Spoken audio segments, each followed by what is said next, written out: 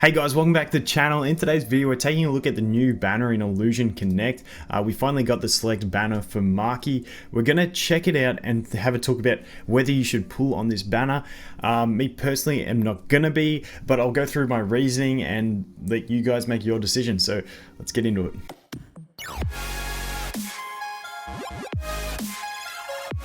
Okay, so for these banners, we'll explain them first up. Now, I mentioned this in another video. You do not want to do one-time summons on these. For the rate up, as you can see, the first two 10-time summons are one guaranteed SSR partner, and then the 7 times 10 is going to give you the up partner being the select partner that we have here. So if you can do 7 10x's, you're going to guaranteed to get that character, which is really nice. Now we did get in the mail with the start of this event 10 coupons or 10 summon tickets, so you also get one daily from each one. Now for me personally, there's two ways you can look at this banner. I've seen some people suggest that if you just do 20 on every one of these banners, you're going to get the guaranteed SSR. It's not going to be the select character that you want, but it's going to increase your total rates of getting SSRs because every 20 you're going to be guaranteed. The other way to look at it is you go for the 7 and you get it.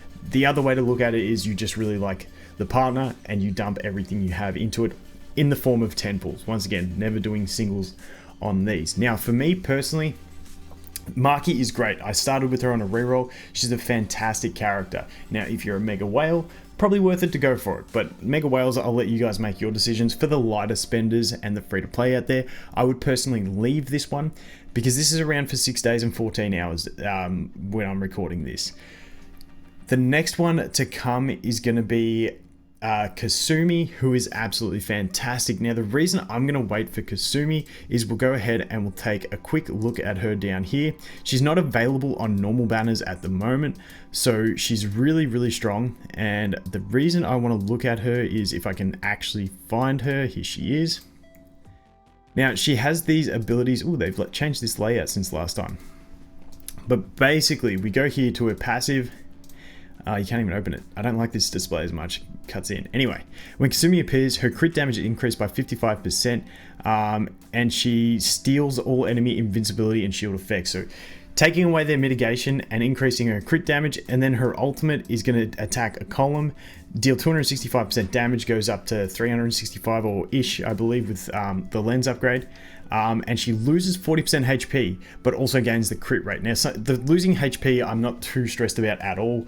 If she steals some invincibility effects, she won't take any, but otherwise you're getting basically a guaranteed crit for massive damage, which is huge. And she's not available on normal banners at the moment. She's expensive at a 17 energy, but worth it in my opinion. So I'm going to save for her banner personally. Now, the reason I like her more than Maki to summon for first, and once again, it's completely up to you. You don't have to do it this way, but my team's basic goal, the way I'm building my team, is to nuke enemy bosses. And basically what that means is clear the enemies directly in front of the boss, put all my nukers just in front of my leader, let them die after they kill one, and then just keep putting that pressure on and try and nuke the boss. Basically the ideal way is to get my pen to be able to attack the boss. But we'll just go to it and have a look. But at the moment, Maki fits into that well because she's a single target nuker. She can deal some nice damage. The reason I'm not going for Maki is because at the moment for my account, unless I could max out a Maki, which at my spending level I'm not going to do for a while, then Pan is going to be my best option to nuke the boss. So my basic team strategy is to clear the enemies in front of the boss first and then drop Pan and do some massive damage. Now, the Maki, upgrading her isn't really going to help that too much because it's still single target. The fact that Kasumi down here does column damage, really strong column damage with that boosted crit damage, means I can drop her. She has more chance of clearing both the enemies in front of the enemy boss and then going through and doing the cleanup. So that is why I'm not going to summon on the Maki banner, even though she is a really good character. And at the moment for the mega whales, the other thing to consider is that Maki is the only one in the game at the moment who has an ascension level.